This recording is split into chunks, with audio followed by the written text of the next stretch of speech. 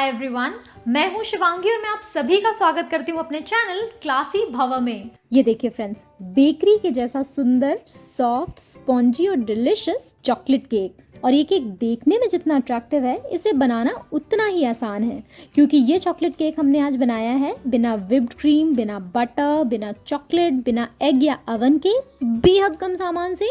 और केक इतना टेस्टी बना है कि आई एम श्योर सभी को बेहद पसंद आएगा। तो शुरू करते हैं इसको बनाना। और अगर अभी तक आपने मेरा चैनल सब्सक्राइब नहीं किया है तो जल्दी से सब्सक्राइब करें मेरे चैनल क्लासी भव को तुरंत नीचे दिए हुए सब्सक्राइब बटन पे क्लिक करके। तो केक बनाने के लिए हमें चाहिए होगा एक इस तरह का केक टिन। इनकेस आपके पास केक टिन नहीं है तो आप कोई भी फ्लैट बेस वाला डब्बा भी ले सकते हैं, स्टील या एल्यूमिनियम कोई भी डब्बा चलेगा। केक टिन को अभी हम ग्रीस कर लेंगे ऑयल से। और अब हमें इसमें डालना है बटर पेपर। तो अगर आपके पास बटर पेपर नहीं है और इस तरह का कोई भी पेपर जैसे कि A4 शीट वगैरह है तो आप उसी को केक टिन के साइज का कट कर लें। ये देखिए यहाँ पे मैंने A4 शीट को कट किया है और इस A4 शीट पेपर को आप केक के बेस पे डाल लें। इसे भी एकदम अच्छे से ग्रीस कर दें ऑयल से। और ये रेडी हो गया हमारा होममेड बटर पेपर और हमारा केक टिन भी रेडी हो चुका है। तो इस केक टिन को अभी के लिए रख देंगे साइड में।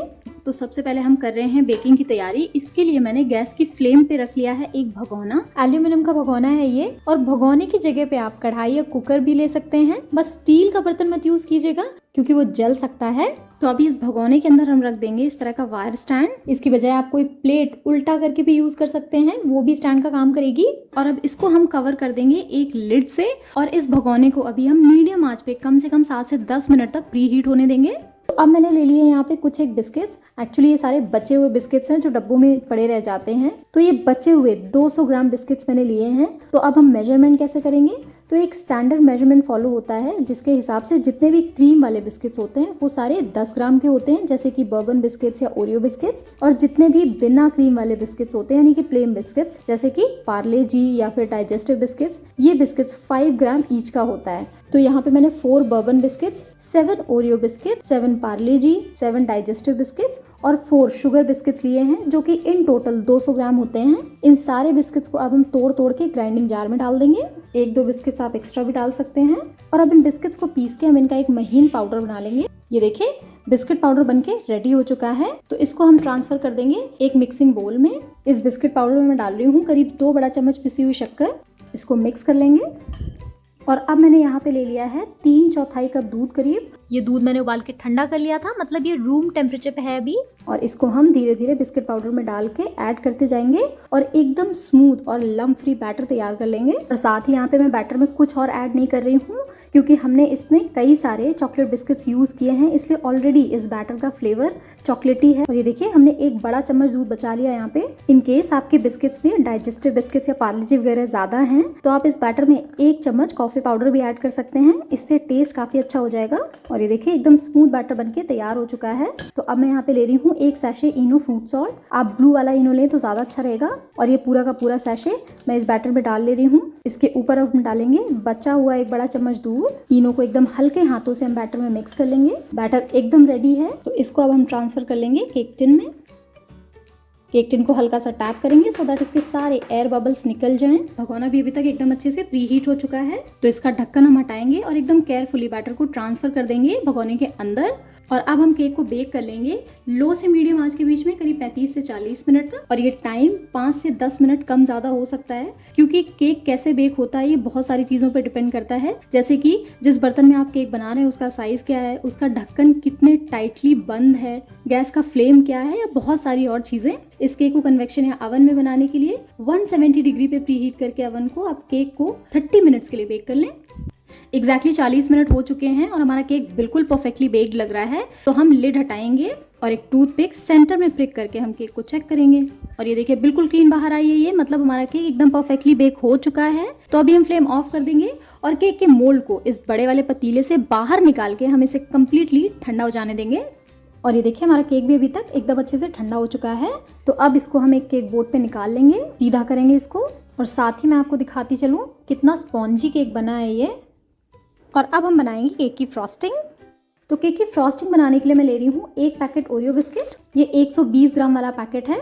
इन केस आपके पास ओरियो बिस्किट्स नहीं हैं तो आप इसकी बजाय कोई भी और चॉकलेट क्रीम बिस्किट्स जैसे कि बर्बन बिस्किट्स या फिर डार्क फैंटेसी यूज कर सकते हैं। And in case chocolate cream biscuits भी नहीं अवेलेबल हैं तो आप इस तरह के चोको चिप बिस्किट्स या फिर इस तरह के चॉकलेट फिल बिस्किट्स भी यूज कर सकते हैं फ्रॉस्टिंग बनाने के लिए, क्योंकि इन सब में चॉकलेटी फ्लेवर इंटेंस होता है। और ये सारे ओरियो बिस्किट्स हम तोड़ के सेम ग्राइंडिंग जार में डाल देंगे जिसमें मैंने पहले बिस्किट पीसे थे। और अब इनको पीस के हम इसका एक महीन पाउडर बना लेंगे। और ये देखिए बिस्किट पाउडर तो तैयार हो चुका है। सेम ग्राइंडिंग जार में मैं डाल रही हूँ 1 कप दूध नॉर्मल टेम्परेचर पे है। और अब दूध और बिस्किट पाउडर को भी साथ में ग्राइंड कर लेंगे। और ये देखिए सारी चीज़ें पिस के एकदम स्मूथ हो गई हैं। तो अब इसको मैं ट्रांसफ़र कर ले रही हूँ एक पैन में। तो पैन को अब मैंने प्लेस कर लिया है गैस पे और आंच को लो से मीडियम के बीच में रखते हुए अब हमें इस मिक्सचर को पकाना है तब तक के लिए जब तक कि ये गाढ़ा नहीं हो जाता। हमें फ्रॉस्टिंग कंसिस्टेंसी बेसिकली इसकी चाहिए। और ये देखिए ये मिक्स गाढ़ा होना शुरू हो चुका है। इसे लगातार चलाते ज़रूर रहिएगा, अदरवाइज इसमें लम्प्स जैसे पड़ जाएंगे। तो ये मिक्सचर अभी तक गाढ़ा हो चुका है और इसमें अभी हम ऐड कर देंगे 3 बड़ा चम्मच पिसी हुई शक्कर। मिक्स करेंगे शक्कर को और अब फ्रॉस्टिंग को एक्स्ट्रा चॉकलेटी फ्लेवर देने के लिए मैं इसमें डाल रही हूँ 1 बड़ा चम्मच कोको पाउडर। इसे ऐड करना कम्प्लीटली आपकी चॉइस पे है। आप चाहें तो इसकी जगह पे डार्क चॉकलेट या फिर डेयरी मिल्क चॉकलेट भी ऐड कर सकते हैं। तो इसमें अब मैं ऐड कर रही हूँ 1 छोटा चम्मच घी को मिक्स करेंगे। और फ्रॉस्टिंग को हमें बहुत ज़्यादा गाढ़ा नहीं करना है क्योंकि ठंडा होने के बाद भी ये थोड़ी सी और गाढ़ी अभी होगी। और ये देखिए हमारी फ्रॉस्टिंग बिल्कुल तैयार हो चुकी है। तो हम फ्लेम ऑफ कर देंगे और इसको बिल्कुल अच्छे से ठंडा हो जाने देंगे ना। फ्रॉस्टिंग के लिए केक को हम डिवाइड कर लेंगे 2 पार्ट्स में। तो केक की फर्स्ट लेयर को हम शुगर सिरप से मॉइस्ट कर देंगे। शुगर सिरप बनाने के लिए मैंने 2 बड़ा चम्मच शक्कर को 1/4 कप पानी में घोल लिया था और यही शुगर सिरप हम यूज कर रहे हैं। हमारी फ्रॉस्टिंग भी अभी तक ठंडी हो चुकी है। फ्रॉस्टिंग को हम इस तरह के एक पाइपिंग बैग में ट्रांसफर कर लेंगे और अब इस कोन की फ्रॉस्टिंग हम फैला लेंगे केक पे। इसको हम स्पैटुला या चाकू की हेल्प से स्मूथ कर लेंगे। इस पे हम प्लेस कर लेंगे केक की दूसरी लेयर। इस लेयर के ऊपर भी हम शुगर सिरप फैला लेंगे और अब इस केक के टॉप पे और इसके साइड्स पे भी हम एकदम अच्छे से फ्रॉस्टिंग की लेयर फैला लेंगे। और साथ ही टॉप पे बहुत ज़्यादा स्मूथनिंग की ज़रूरत नहीं है क्योंकि हम इस पे डेकोरेशन करेंगे। और केक के साइड्स पे भी फ्रॉस्टिंग अप्लाई करके स्मूथ करेंगे। इन केस आपको लगता है कि ठंडा होने के बाद फ्रॉस्टिंग ज़्यादा गाढ़ी हो गई है तो आप थोड़ा सा दूध मिला के इसकी कंसिस्टेंसी एडजस्ट कर सकते हैं। और ये जो बची हुई फ्रॉस्टिंग है इसको हम ट्रांसफर कर लेंगे स्टार शेप वाले एक नोजल कोन में। और अब अपने केक के टॉप पे हम सेम नोजल कोन से फ्लावर्स बना लेंगे वीडियो में दिखाए गए तरीके से। वैसे आप घर के सामान से ही कैसे नोजल कोन और पाइपिंग बैग बना सकते हैं ये वीडियो भी मैंने आपसे शेयर किया है और इसकी लिंक मैं डिस्क्रिप्शन बॉक्स में दे रही हूँ, तो आप उसे ज़रूर चेकआउट करें। और अब केक पे हम लगा लेंगे थोड़े से गोल्डन शुगर बॉल्स, इसको थोड़ा सा ग्लो देने के लिए। और साथ ही मैंने केक के बॉटम पे थोड़ी सी ग्रेटेड चॉकलेट भी डाल दी है। और ये देखिए बन के बिल्कुल तैयार है हमारा बहुत ही ज़्यादा स्पेशल चॉकलेट केक। बेहद सुंदर केक बना है और खाने में तो कहीं ज़्यादा मज़ेदार है।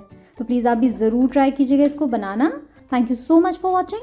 Happy cooking.